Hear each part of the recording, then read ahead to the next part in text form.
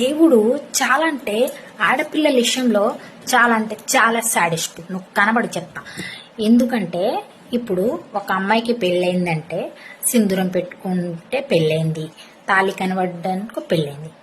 మరి అబ్బాయికి ఏం చూసి పేస్ చూడాలా?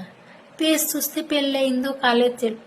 వాళ్ళ మొక్కలు ఎప్పుడు చూసినా అవే ఉంటాయి, అవే పేడ మొక్కలు ఉంటాయి. ఇక కొత్తగా ఏం మార్పులు ఏమి ఉండవు. ఎప్పుడు చూడు నువ్వు అవే ఏడుపులు పెడబొబ్బు మొక్కలే ఉంటాయి. అప్పుడు చూసినా అసలు ఏదో దేశానికి ఏదో ఇది చేసినట్టు.